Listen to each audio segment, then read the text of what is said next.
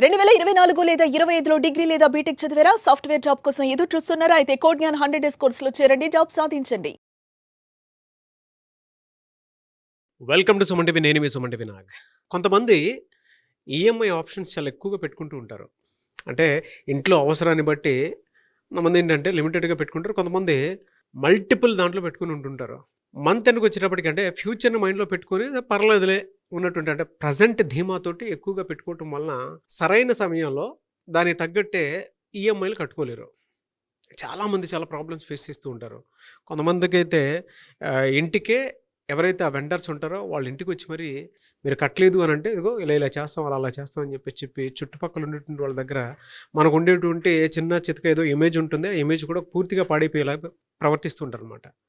అది ఎంతవరకు కరెక్ట్ అనేది ఈరోజు మనతో పాటు హైకోర్టు అడ్వకేట్ అలగరి రవీంద్రనాథ్ గారు ఉన్నారు. వారి మాట్లాడి తెలుసుకుందాం. Hello sir. హాయ్ అండి నాగరాజ్ గారు. కొంతమందికి మల్టిపుల్ ఈఎంఐస్ ఉంటాయి సార్. అంటే అవునండి, ఒకటని కాదు, ఒక 4-5 పెట్టుకుని ఉంటుంటారు. అయితే బోత్ సైడ్స్ కొంచెం తప్పు కూడా ఉంటుందని చెప్పేసి నేను అనుకుంటాను. కానీ కొంతమందికి ఏంటంటే కట్టుకోలేని పరిస్థితులు వచ్చేస్తూ ఉంటాయి. ఇప్పుడు ఆరోగ్యరీత్యా ప్రస్తుతం మనం బాగున్నాం కదా, తర్వాత కూడా బాగుంటాం అనేటువంటి ఉద్దేశంతోనే వీళ్ళు తీసుకుంటారు. ఒక మంచి కోసమే తీసుకుంటారు. బట్ కొన్నిసార్లు కట్టుకోలేనిటువంటి పరిస్థితికి వచ్చేస్తూ ఉంటారు. అటువంటి సమయంలో మీలాంటి వాళ్ళని అప్రోచ్ అయ్యి చట్టాల త్రూ కనుక వెళ్ళాలి అనుకునేటువంటి వాళ్ళకి రెమెడీస్ ఏమైనా ఉన్నాయా? ఆర్బీఐ యొక్క నివేదికల ప్రకారం భారతదేశంలో ఉన్నటువంటి సగటు వేతన జీవి, ఉద్యోగం చేస్తున్న వ్యక్తి కావచ్చు, లేకపోతే ఒక చిన్నపాటి వ్యాపారం చేస్తున్న వ్యక్తి, పెద్ద వ్యాపారం చేస్తున్న ఎవరి వ్యక్తి అయినా అందులో మోర్ దాన్ 70% ఆఫ్ అమౌంట్స్ అన్నీ కూడా ఈఎంఐల రూపంలో బ్యాంకుల దగ్గరే నిల్వ ఉంది అని ఒక మన ఆర్థిక గణాంకాల సర్వే కూడా తెలియపరుస్తుంది. ఈరోజు సగటు వేతన జీవి అంటే శాలరీ ఎంప్లాయీ పర్సన్, అది సాఫ్ట్వేర్ ఎంప్లాయీ, ఏ ఎంప్లాయీ అయినా సరే, చిన్న పెద్ద సన్నకారు పక్కన పెడదాం, ఎనీ ఎంప్లాయీ ఈరోజు ఏదో ఒక లోన్కి ఇరుక్కుపోయి ఉన్నాడు, హుక్ అయి ఉన్నాడు ప్రతి విషయంలో. అది వెహికల్ లోనా, పర్సనల్ లోనా, హౌసింగ్ లోనా, లేకపోతే గోల్డ్ లోనా, ఏదో ఒక లోన్లో ప్రతి వ్యక్తి అనే పదం కూడా నేను వాడుతున్నాను. ప్రతి వ్యక్తి కూడా ఇది ఏదో ఒక రకంగా ఒక లోన్ తలకు హూకులో ఇరుక్కుపోయినాడు ఆయన.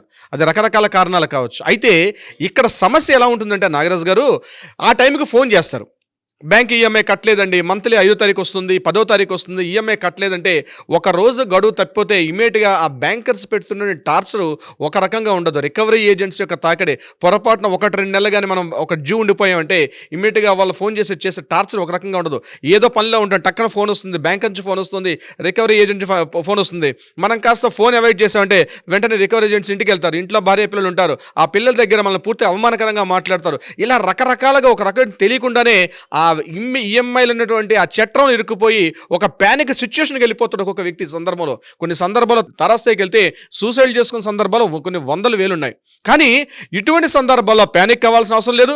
మీరు వాడుతున్న ఫోన్ని స్విచ్ ఆఫ్ చేసుకోవాల్సిన అవసరం లేదు. మీరు ఇక్కడుండి అక్కడున్నానని తప్పించుకునే ప్రయత్నం చేయకండి. రేపిస్తాను, మాపిస్తాను, ఎల్లుండిస్తాను అని చెప్పి మీరు ఎక్స్క్యూజెస్ చెప్పాల్సిన అవసరం లేదు. దీనికి ఏంటి పరిష్కారం తెలియకుండా అంటే కట్టేసుకుంటారు, లోన్ తీసేసుకుంటారు, అయిపోయిన తర్వాత ఉద్యోగం పోయిందనో లేకపోతే వ్యాపారంలో లాస్ వచ్చిందని ఏదో సమ్ ప్రాబ్లమ్స్ వస్తాయి. ఎందుకంటే ఇవన్నీ కూడా గవర్నమెంట్ ఎంప్లాయీస్ కాదు కదండి. మోస్ట్ ఆఫ్ దెన్ ఎక్కువ మంది 90% ఆఫ్ అందరూ ప్రైవేట్ ఎంప్లాయీస్ ఉంటారు. ఇటువంటి సందర్భాల్లో లోన్ ఈఎంఐ కట్టలేకపోతే ఆ టార్చర్ భయంకరమైన టార్చర్. బహుశా మనం ఏదో పురాణాలు చదివేటువంటి అంటే దాని యమదూతలు ఎక్కడ ఉండరు, వీళ్ళ రూపంలో తిరుగుతూ ఉంటారు మన చుట్టూ కూడా. కడతావా చస్తావా, ఇప్పుడు మనం బయటికి వెళ్తే నిలబడితే వాళ్ళే ఆఫీస్కి వచ్చేస్తారు, హెచ్ఆర్లకు వెళ్తారు, మన బంధువుల దగ్గరికి వెళ్ళిపోతారు, మన ఇంటికి వస్తారు. వాళ్ళు చేసిన యాగి ఇంత అంత ఉండదు నాగరాజు గారు. అది తీసుకున్నవాడు ఆ బాధ పడుతున్నవాడికే తెలుస్తుంది తప్పించి పక్కవాడికి హాస్యాస్పదంగా ఉండొచ్చు కాక. మేము డీల్ చేస్తున్న కేసులో చాలా మంది సార్ బ్యాంక్ నుంచి టార్చర్ తప్పించుకోవడానికి ఏం చేయాలో అర్థం కావట్లేదు సార్ అని. ఎగ్జాక్ట్లీ ఈ వీడియో కానీ చివరి వరకు చూడగలిగితే తప్పనిసరిగా మంచి రిజల్ట్, మంచి ఇన్ఫర్మేషన్ ఉంటుంది. ఆ ఇన్ఫర్మేషన్ ఫాలో అవ్వండి. తప్పనిసరిగా మనకి హక్కులు ఉన్నాయి, చట్టపరంగా మనకి రక్షణలు ఉన్నాయి. మీరు లోను తీసుకున్నంత మాత్రాన తిరిగి రీపేమెంట్ చేయకపోతే మీరేదో టెర్రరిస్ట్ కాదు, మీరేదో ఉన్మాది కాదు, లేకపోతే అంతకన్నా మీరేదో ఒక ఉగ్రవాది అంతకన్నా కాదు. అది గుర్తుపెట్టుకోండి ఫస్ట్ విషయం. అలా ప్రవర్తించాల్సిన తీరు రికవరీ ఏజెంట్స్ని కూడా కాదు. సో దీనికి రెమెడీ ఏంటి, ఎలా చూడాలి సార్? దీనికి ప్రత్యక్షంగా నేను ఒక 3 పాయింట్లు చెప్తాను నాగరాజు గారు. ఫస్ట్, మనకి ఐబీసీ అనేటువంటి ఒక యాక్ట్ ఉంది 2016లో, ఇన్సాల్వెన్సీ బ్యాంకప్రీ కోడ్ అని చెప్పి మనకి 2016లో ఒక యాక్ట్ ఉంది. దాని ప్రకారం అందులో కొన్ని కీ పాయింట్స్ నేను చెప్తాను. ఎవరికైనా బ్యాంకులో ఈఎంఐ లోన్స్ తాలూకా బకాయిలు ఎక్కువగా ఉండిపోతే ఇమ్మీడియట్గా మీరు బ్యాంక్ దగ్గరికి వెళ్ళి ఆ యొక్క ఏదైతే ఈఎంఐ షెడ్యూల్ ఉందో దాన్ని రీషెడ్యూల్ చేయమని చెప్పి బ్యాంక్ మేనేజర్కి రిక్వెజేషన్ చేయాల్సిన అవసరం అయితే ఉంటుంది. ఒక లెటర్ ఫామ్ చేసి ఆ లెటర్ తగ్గట్టుగా మీరు బ్యాంక్ మేనేజర్ని కన్సల్ట్ చేస్తే, సార్ నా ఫైనాన్షియల్ పరిస్థితి ఈ రకంగా ఇబ్బంది పడుతున్నాను కాబట్టి ఈఎంఐలు కట్టలేకపోతున్నాను కాబట్టి రీషెడ్యూల్ చేయండి అని మీరు కోరుకునే హక్కు మీకు ఉంది. ఇది ఫస్ట్ పాయింట్ మీరు చేయాల్సిన పని. 1-2 ఈమెయిల్ మీరు కట్టలేకపోతున్నారు అనుకోండి, డైరెక్ట్గా బ్యాంక్ వెళ్ళండి. మీరు తప్పించుకొని ఎస్కేపిజం వద్దు, మీరు పారిపోవాల్సిన అవసరం లేదు, మీరేమీ పెద్ద తప్పు చేయలేదు. ఇది మైండ్లో పెట్టుకోండి. ఫస్ట్ బ్యాంక్ వెళ్ళండి, ఒక లెటర్ స్టేట్మెంట్ ప్రిపేర్ చేయండి. నేను నా ఆఫీస్లో ఉద్యోగం పోయింది, నేను ఈఎంఐ కట్టాలి. అది మీరు వెహికల్ లోన్ తీసుకున్నారా, లేదా హౌసింగ్ లోన్ తీసుకున్నారా, పర్సనల్ లోన్ తీసుకున్నారా, క్రెడిట్ కార్డ్స్ లోనా, ఏ లోన్ అయినా పర్వాలేదు. ఇమీడియట్గా బ్యాంక్ మేనేజర్ని అప్రోచ్ ఒక రిక్వెస్ట్ లెటర్ పంపించి నాకు రీషెడ్యూల్ చేయండి, ఆ పేమెంట్ షెడ్యూల్ అంతా కూడా పేమెంట్ చేయలేకపోతున్నాను, రీషెడ్యూల్ చేయమని చెప్పి బ్యాంక్ మేనేజర్ని మీరు రిక్వెస్ట్ చేయొచ్చు. ఇది ఆర్బీఐ గైడెన్స్ ప్రకారం ఉంటుంది. ఇట్స్ కాల్డ్ ఐబీసీ, మనకి 2016 యాక్ట్ ప్రకారం మనం చెప్తుంది. It's point number 1. Number 2, moratorium అని మరొక ఆప్షన్ ఉంది. మారటోరియం అంటే మీరు బహుశా అందరూ గమనించే ఉంటారు. మారటోరియం అనే వర్డ్ చాలా మందికి అప్పుడే తెలిసింది. చాలా మందికి యాక్చువల్గా బ్యాంకుల్లో వాడినటువంటి ఈ వర్డ్ మ్యారటోరియం అంటారు. What is the meaning of moratorium అంటే, నేను కట్టే పరిస్థితులు లేను, నాకు కొద్ది రోజుల పాటు దాన్ని నాకు రిలీఫ్ ఇవ్వమని చెప్పి, ఒక 5 months రిలీఫ్ ఇవ్వండి, 6 months రిలీఫ్ నేను కట్టలేను అని బ్యాంకులకు మనం అడగొచ్చు. అంటే ఉదాహరణకి కరోనా టైంలో మనం అందరం కూడా చూసాం. ఆ కరోనా టైంలో ఎవరు కూడా అందరూ ఇళ్లకు పరిమితం అయిపోయాం. ఆ టైంలో బ్యాంకులు ఒక 1 month పాటు మనకి మ్యారటోరియం ఇవ్వడం కూడా జరిగింది. ఏప్రిల్ మే టైంలో కొన్ని బ్యాంకులు ఇచ్చారు. సో మ్యారటోరియం అంటే ఈఎంఐ కట్టాల్సిన అవసరం లేదు, కొద్ది రోజుల పాటు రిలీఫ్ ఇవ్వమని చెప్పి, ఒక 5 monthsలో మరలా నేను జాబ్ తీసుకుంటాను, ఆ టైంలో నేను పేమెంట్ చేస్తానని చెప్పి బ్యాంకర్కి మీరు మారటోరియం చేయమని చెప్పి రిక్వెస్ట్ చేసే అధికారం కూడా మీకుంది. ఇవ్వడం ఇవ్వకపోవడం అనేది మీ యొక్క ఫ్రీగా ఉన్నటువంటి మీరు పేమెంట్స్, మీ షెడ్యూల్, మీ ఫైనాన్షియల్ స్టేటస్ని చూసి బ్యాంక్ మేనేజర్ ఒకవేళ ఇవ్వకపోతే పైన ఉన్నటువంటి రీజనల్ మేనేజర్ కానీ జోనల్ మేనేజర్ కానీ ఇచ్చే అవకాశం ఉంటుంది. ఇది నాట్ ఓన్లీ బ్యాంకింగ్ సెగ్మెంట్ ఒకటే కాదు, ఎన్బిఎఫ్సీలు కూడా యూస్ఫుల్గా ఉండే అవకాశం. సో మ్యారటోరియం అనేది ఒకటి. ఇది ఒక పాయింట్. ఒకటి, మీరు ఏం చేశారు, ఈఎంఐని కాస్త మీరు రీషెడ్యూల్ చేయమని అడిగారు. నెంబర్ 2, మ్యారటోరియం అడిగారు. 3వ పాయింట్ ఉంది, మీరు ఈఎంఐలు కట్టలేని పరిస్థితిలో ఉన్నారు. అంటే రీషెడ్యూల్ చేస్తే కూడా మీరు కట్టలేని పరిస్థితిలో ఉన్నారు. అది హైలీ ఇంపాసిబుల్, మీ దగ్గర ఇన్కమ్ లేదు, సోర్స్ అంతా ఆగిపోయింది. మీరు అటువంటి టైంలో ఈఎంఐలు కట్టలేని పరిస్థితి ఉన్నారు. ఇమ్మీడియట్గా చేయాల్సిన పని, ఒక మంచి అడ్వకేట్ని కన్సల్ట్ చేయండి. ఒక అడ్వకేట్ని కన్సల్ట్ చేసి ఇమ్మీడియట్గా సివిల్ కోర్టులో మీకు ఒక ఇన్సాల్వెన్సీ పిటిషన్ అని చెప్పి కోర్టులో వేస్తారు. అంటే ఆ ఇన్సాల్వెన్సీ పిటిషన్ కోర్టు ద్వారా బ్యాంక్కి ఇన్ఫార్మ్ చేస్తారు. ఏమని ఇన్ఫార్మ్ చేస్తారు, నేను పేమెంట్ కట్టలేకపోతున్నాను, నాకు కొద్దిగా రిలీఫ్ ఇవ్వమని చెప్పి, అది 6 months, 7 months, 10 months రిలీఫ్ ఇవ్వమని చెప్పి కోర్టులో డైరెక్ట్గా మీరు అప్పీల్ చేసుకునే అవకాశం కూడా ఇప్పుడు నేను చెప్పినటువంటి ఐబీసీ కోడ్ నెంబర్ 2060 ప్రకారం మనకు ప్రతి వ్యక్తి కూడా రైట్ ఉంటుంది. మన అడ్వకేట్ని సంప్రదించి ఇన్సాల్వెన్సీ పిటిషన్స్ మనం కోర్టులో ఫైల్ చేసుకుంటే ఒక 5 months, 6 months ఇందా కోర్టులో ఫైల్ ఉండే టైంలో రికవరీ ఏజెంట్ కానీ బ్యాంకర్ కానీ మిమ్మల్ని ఫోన్ చేసి టార్చర్ చేసే హక్కు 80% బ్యాంకర్ కూడా లేదు. బ్యాంక్ నుంచి డైరెక్ట్గా ఆర్డర్స్ వస్తాయి. దానికి కొంత ఫీజు ఉంటుంది. ఎంత అమౌంట్ అంటే అబౌవ్ ద 1 lakh రూపీ కన్నా అబౌవ్ ఉన్నటువంటి సమయంలో ఇన్సాల్వెన్సీ పిటిషన్ మాత్రం కోర్టులో యాక్సెప్ట్ చేస్తారు. ₹1,00,000 కన్నా తక్కువ ఉంటే ఇన్సాల్వెన్సీ పిటిషన్ ఉంది, కోర్టులో యాక్సెప్టెన్స్ ఉండదు. సో అబౌవ్ 1 lakh, అది క్రెడిట్ కార్డులోనా, వెహికల్ లోనైనా, హౌసింగ్ లోనైనా. బట్ ఇక్కడ మరలా 2 ఉంటుంది, సెక్యూర్డ్ లోన్స్, అన్సెక్యూర్డ్ లోన్స్ ఉంటాయి.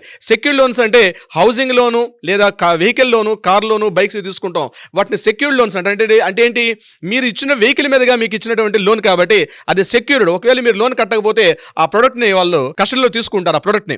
That is called secured. Unsecured loans ఉంటాయి, అంటే క్రెడిట్ కార్డ్స్, పర్సనల్ లోన్స్ మీ ప్రొఫైల్ని చూసి మీకు ఇస్తారు, ఇవి అన్సెక్యూర్డ్. సో ముఖ్యంగా ఈ ఏదైతే ఐబీసీ ఇన్సాల్వెన్సీ పిటిషన్ మనం ఏదైతే కోర్టులో చేయాలనుకుంటున్నామో దీనికి సంబంధించి ముఖ్యంగా personal loans, credit card loans, వీటికి సంబంధించి ఇమ్మీడియట్గా పిటిషన్ కానీ కోర్టులో దగ్గరగా ఉన్న సిటీ సివిల్ కోర్టులో మనం ఒక అడ్వకేట్ త్రూగా వెళ్ళగలిగితే అడ్వకేట్ మీకు ఎడ్యుకేట్ చేస్తారు. అడ్వకేట్ త్రూగా మీరు పిటిషన్ ఫైల్ చేసుకుంటే మీకు ఇమ్మీడియట్గా ఆల్మోస్ట్ ఖచ్చితంగా ఫలితం వస్తుంది, మీరు వెళ్ళొచ్చు. మీరు లేదంటే చాలా ఈఎంఐలు చాలా ఎక్కువ ఉండిపోయినాయి, నేను చాలా ఎక్కువగా బాకీ పడ్డాను, ఒక 5 months, 6 months ఈమెయిల్ కట్టలేదు, నా వెహికల్ సీజ్ చేస్తారేమో అని భయపడుతున్న చాలామంది ఉంటారు. ఆ వెహికల్ని ఎక్కడ దాచాలో తెలియదు. ఇమ్మీడియట్గా చేయాల్సిన పని ఏంటంటే, మీరు గుర్తుపెట్టుకోండి, ఆ వెహికల్ ఎక్కడైతే ట్రాక్ చేస్తారో ఆ ట్రాక్ చేసినటువంటి ఒక చిప్ ఉంటుంది, ప్రతి కార్డులో పెడతారు. మీకు తెలుసో తెలియదో, మీకు లోన్స్ ఇచ్చినటువంటి కంపెనీస్ ఒక చిప్ ఉంటుంది, మీ కార్ ఇచ్చినైతే కార్లో ఉంటుంది. ఆ ఇమ్మీడియట్గా 2 wheelers ఉంటుంది కానీ కార్స్లో ఆప్షన్ ఉంటుంది, దాన్ని తీసి పక్కన పెట్టి ఇమ్మీడియట్గా కోర్టుకి మీరు వెళ్ళి మాట్లాడు. ఎందుకంటే వెహికల్ సీజింగ్ వాళ్ళు వచ్చారంటే రికవరీ ఏజెంట్స్ వస్తే మీరు ఫేస్ చేయడం చాలా కష్టంగా ఉంటుంది కాబట్టి ఇమ్మీడియట్గా మీరు కోర్టులో ఫైల్ చేసుకోండి, కోర్టులో రిలీఫ్ తీసుకొని అప్పుడు బ్యాంకర్గా డైరెక్ట్గా నోటీస్ వెళ్తుంది. మా అంటే క్లయింట్ టైం బండ్ అడుగుతున్నారు, 5 months 6 months 1 year, ఆ టైంలో ఇబ్బంది పెట్టొద్దని చెప్పి బ్యాంక్ నుంచి డైరెక్ట్గా ఆర్డర్స్ వస్తాయి. ఇది గుర్తుపెట్టుకో, అంతే తప్పించి ప్యానిక్ సిచ్యువేషన్కి వెళ్ళాల్సిన అవసరం లేదు. ఇది మనకి ఐబీసీ కోడ్ 2016 ప్రకారం ఉన్నటువంటి సెక్షన్ ప్రకారం చెప్పుకోవచ్చు.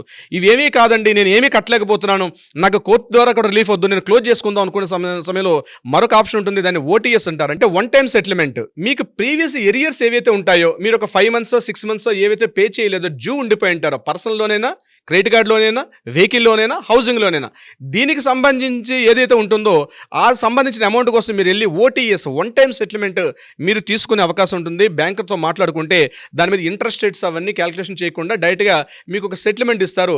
బట్ ఓటీఎస్ తీసుకున్నప్పుడు గుర్తుపెట్టుకోవాల్సింది ఏంటంటే, తప్పనిసరిగా బ్యాంకర్ దగ్గర నుంచి ఎన్ఓసి తీసుకోండి, మీరు పేమెంట్ చేసినటువంటి ఎన్ఓసి తీసుకోండి. ఇంకొకటి, మీరు బ్యాంక్కి అప్రోచ్ అయ్యి ఇప్పుడు నేను చెప్పినటువంటి 4-5 పాయింట్స్లో ఏవైతే ఉన్నాయో ప్రతి విషయం బ్యాంకర్తో మాట్లాడినప్పుడు మీరు డెఫినెట్గా మీ ఫోన్తో రికార్డు చేయండి. మీ ఫోన్ వాయిస్ రికార్డ్స్ పెట్టుకోండి. ఆ క్షణానికి వాళ్ళకి ప్రెసిడెంట్ తోటి ఏదో మాట చెప్తారు, తర్వాత మేము చెప్పలేదని చెప్పి మళ్ళీ మీరు ఇరుక్కుపోతారు. కాబట్టి డెఫినెట్గా ప్రతి రికార్డు, మీకు వచ్చిన రికవరీ ఏజెంట్ కావచ్చు, బ్యాంక్ మేనేజర్తో మాట్లాడినప్పుడు ప్రతి వాయిస్ని కూడా రికార్డ్ చేయండి. మీరు ఇన్సాల్వెన్సీ పిటిషన్ కోర్టులో వేసుకునేటప్పుడు మీకు ఎవిడెన్స్లో ఉపయోగపడే అవకాశం తప్పనిసరిగా ఉంటుంది. ప్రతి వాయిస్ని కూడా రికార్డ్ చేసుకోండి. ఓటీసీ అయిపోయిన తర్వాత, ఫర్ ఎగ్జాంపుల్ ఫ్యూచర్లో కొన్ని ఈఎంఐస్ మీరు ఉన్నాయి, మీరు హౌసింగ్ లోన్ తీసుకున్నారు, ఇంకా 5 years పాటు ఇంకా పేమెంట్ చేయాలి. అటువంటి అప్పుడు దాన్ని ప్రీ క్లోజింగ్ అంటారు. అంటే ఇంకా 5 EMIs కూడా పెండింగ్ కాకుండా ముందే మీరు బ్యాంకర్తో మాట్లాడుకుని, సార్ నేను అంత అమౌంట్ ఇంకా 5 years నా భవిష్యత్తు ఎలాగుందో తెలియదు కాబట్టి ప్రీ క్లోజింగ్ చేసుకుంటామంటారు. ప్రీ క్లోజింగ్ చేసుకున్న సందర్భంలో ఇంట్రెస్ట్ రేట్ కూడా తగ్గించే అవకాశం ఉంటుంది. అది మీరు బ్యాంకర్తో కూర్చొని మాట్లాడుకుంటే బ్యాంకర్ కూడా తప్పనిసరిగా తగ్గిస్తారు. ఇది కూడా మీకు ఆప్షన్ కూడా ఉంటుంది. ఒకవేళ కొన్ని ఈఎంఐస్ ఏం చేస్తారంటే, మీరు ఒక 10 years పెట్టుకున్నారు హౌసింగ్ లోన్ కావచ్చు, లేకపోతే ఒక బైక్ కార్ తీసుకున్నారు, ఓ 3 years 5 years మీరు లోన్ పెట్టుకున్నారు. బట్ మీ సడన్గా మీ జాబ్ పోవడం కానీ, లేకపోతే మీకు మీ వ్యాపారంలో ఏదైనా బిజినెస్ లాస్, ఇటువంటి సందర్భాల్లో ఇమీడియట్గా బ్యాంకర్తో మాట్లాడి, ఇందాక నేను చెప్పినట్టుగా రీషెడ్యూల్ అడ్జస్ట్మెంట్, సో నేను 3 years పెట్టుకున్నాను, ఈ 3 yearsలో నాకు సరిపోవట్లేదు, మరొక 3 years ఎక్స్టెన్షన్ చేయమని చెప్పి మీరు బ్యాంకర్కి రిక్వెజిషన్ పెట్టుకుంటే మరలా అవన్నీ కూడా రీషెడ్యూల్ చేస్తే దానికి ఒక స్వల్ప మొత్తంలో ఛార్జెస్ కూడా చేస్తారు. అది కూడా రీషెడ్యూల్ చేసుకునే ఆప్షన్ కూడా మీకు ఉంటుంది. అంటే చాలా వెసులుబాట్లు ఉంటాయి. ఒకసారి లోన్ తీసుకున్నామంటే మీరు ప్యానిక్ సిచ్యువేషన్ గురైపోయి మీరు స్విచ్ ఆఫ్ చేసుకొని మీరు బయటకు పారిపోకుండా మీరు ఇమ్మీడియట్గా అడ్వకేట్ని సంప్రదిస్తే తప్పనిసరిగా మీకు ఒక అడ్వైజ్ చేస్తారు నాగరాజ్ గారు. నిజంగా చాలా మందికి ఒక ఊరట కలిగించేటువంటి విషయం అనమాట. మీరు ఇచ్చినటువంటి ఆ 3 ఫార్ములా ఇన్ఫర్మేషన్ ఏదైతే ఉందో ప్రతి ఒక్కరికి కూడా ఓహో ఇలా కూడా ఉందా అనుకున్నటువంటి ఆలోచన క్రియేట్ చేశారండి. థ్యాంక్ యూ అన్న, thank you so much Ravindranath garu. అయితే చాలామంది వీడియో చూసిన తర్వాత మీ దగ్గరకు వచ్చి కనీసం మాకు ఏదైనా వెసులుబాటు ఉంటుందేమో, అక్కడికి వెళ్తే ఏదైనా న్యాయం జరుగుతుందేమో అనుకున్నటువంటి వాళ్ళు ఉన్నారు. మిమ్మల్ని అప్రోచ్ అయ్యి మీ అపాయింట్మెంట్ తీసుకుందాం అనుకున్నటువంటి వాళ్ళు చాలామంది ఉన్నారు. వాళ్ళు మిమ్మల్ని అప్రోచ్ అవ్వాలంటే ప్రాసెస్ ఏంటి? కింద స్క్రోల్ అవుతున్న నెంబర్ని కాంటాక్ట్ చేయగలిగితే రవీంద్రనాథ్ లీగల్ టీమ్ మీకు అప్రోచ్ అవుతారు. మీకు కావాల్సినటువంటి సలహా సంప్రదింపులు ఇచ్చే ప్రయత్నం చేస్తారు. ముఖ్యంగా బ్యాంకింగ్ సంబంధించి, అంబుడ్స్మన్ సంబంధించి, అంబుడ్స్మన్ సంబంధించి ఏదైనా ఇష్యూస్ ఉన్నా, కన్జ్యూమర్ కోర్ట్ యాక్షన్స్ కూడా మనకు ఉన్నాయి. ఇటువంటివి ఏవైనా మీరు ఈఎంఐలు కట్టలేక బాధపడుతూ బ్యాంకుతో మీకు ఇబ్బందులు ఉంటే తక్షణమే కాల్ చేయండి. మన లీగల్ టీమ్ మీకు సపోర్ట్ చేస్తారు. బట్ ప్రైర్ అపాయింట్మెంట్ తీసుకుని మొత్తం తప్పనిసరిగా కాంటాక్ట్లోకి రండి నాగరాజ్ గారు. డెఫినెట్లీ అండి. Thank you sir, thank you so much Alagar Ravindranath garu. Thank you so much Nagaraj garu. చూసారు కదండి వీడియో. ఈ వీడియోపై మీ అభిప్రాయాన్ని కమెంట్ బాక్స్లో పోస్ట్ చేయండి. ముఖ్యంగా మీరు కనుక డెఫినెట్గా మాకుండేటువంటి ప్రాబ్లంకి సొల్యూషన్ ఏదైనా దొరుకుతుంది అనుకునేటువంటి వాళ్ళు అలగర్ రవీంద్రనాథ్ గారిని అప్రోచ్ అవ్వాలనుకుంటే స్క్రీన్ మీద మీ కాంటాక్ట్ నెంబర్ కనిపిస్తుంది. దానికి మీరు కాల్ ఆర్ మెసేజ్ వాట్సాప్ చేసి వెంటనే అపాయింట్మెంట్ బుక్ చేసుకోండి. ఈ వీడియో లైక్ చేయండి, షేర్ మాత్రం తప్పకుండా చేయండి. ఇలాంటి మరిన్ని వీడియోస్ కోసం మా ఛానల్ ఫాలో అవ్వండి. Thank you. సుమన్ టీవీలో మీ పర్సనల్ అండ్ బిజినెస్ ప్రమోషన్స్ కోసం కింది నెంబర్కి కాంటాక్ట్ చేయండి.